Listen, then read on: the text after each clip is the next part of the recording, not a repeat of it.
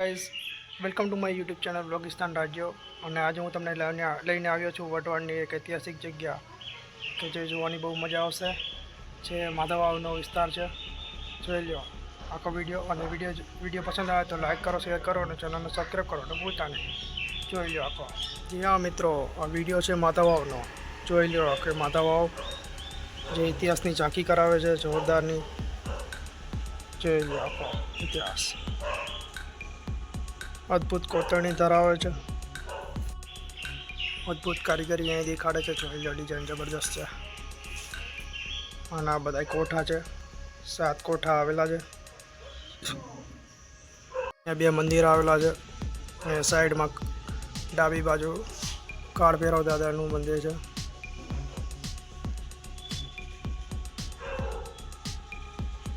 એ બાજુ હનુમાન દાદાનું મંદિર છે. જોઈ લો.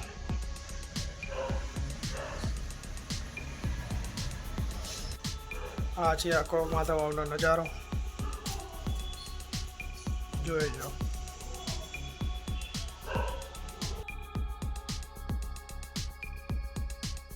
સાઈડમાં અહીંયા કોતરણી વાળે બધું મૂર્તિને બધું દેખાડે છે, જે ઇતિહાસ દેખાડે છે, પણ ક્લિયર કશું દેખાતું નથી. અમુક ખંડિત હાલતમાં છે એટલે કાંઈ ખબર પડે એવી નથી. અને હવે આપણે પહોંચી ગયા છીએ માધવવાવની એક્ઝેક્ટ અંદર. પાછળ આખું માધવવાવ આવી ગયું છે અને જો આખું માધવવાવનું પાણી છે. જોઈ લો.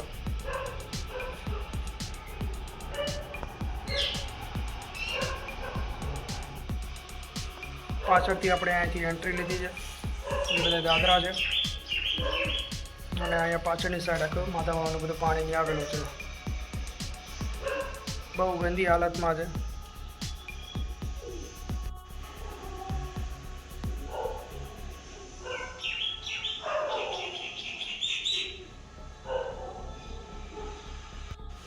અને ઝીણી ઝીણી પાણીમાં ઝીણી ઝીણી માછલીઓ પણ છે. ગંદકી બહુ છે. પાછળ બધા કોઠા આવેલા છે.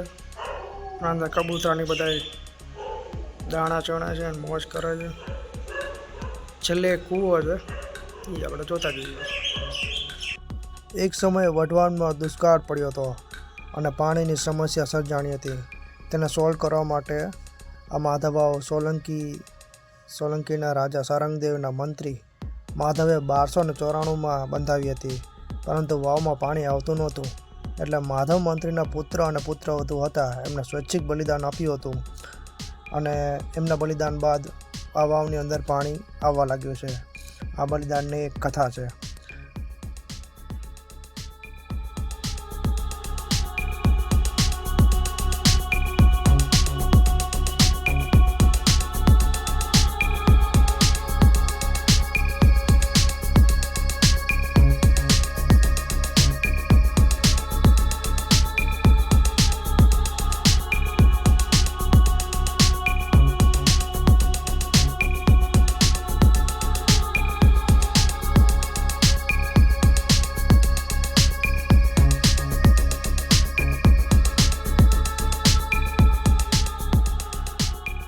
ગાઈઝ અત્યારે આપણે આગળના 6 કોઠા પાર કરીને આવી ગયા છીએ અને હવે પહોંચી ગયા છીએ કૂવાની સાઈડ. તો પાછળ જોઈ લો આ આગળના જે કોઠા છે બધા પડાવો છે. તો તે આપણે આગળ નીકળી ગયા છીએ અહીંયાથી અને હવે આપણે પહોંચી ગયા છીએ કૂવાની સાઈડ. હજુ આ પાછળ એક્ઝેક્ટ કૂવો આવી ગયો છે. હું તમને બતાવું છું અંદર કેવી રીતનું છે બધું. તો જોઈ લો ફટાફટ. જોઈ લો મિત્રો, આ છે કૂવો આખો અને આ છે કૂવાનું પાણી એક્ઝેક્ટ.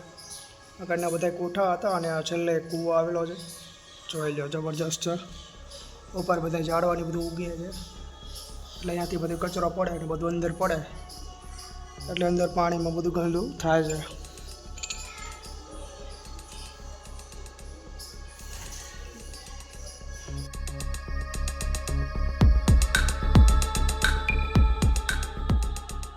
તો ગાઈઝ આ તો આપણો આજનો માધવવાવનો વિડીયો પસંદ આવે તો લાઈક કરો, શેર કરો અને ચેનલને સબસ્ક્રાઈબ કરો અને ભૂલતા નહીં. અને કોમેન્ટ કરો કે તમને વિડીયો કેવો લાગ્યો. મળીએ નેક્સ્ટ બ્લોગમાં.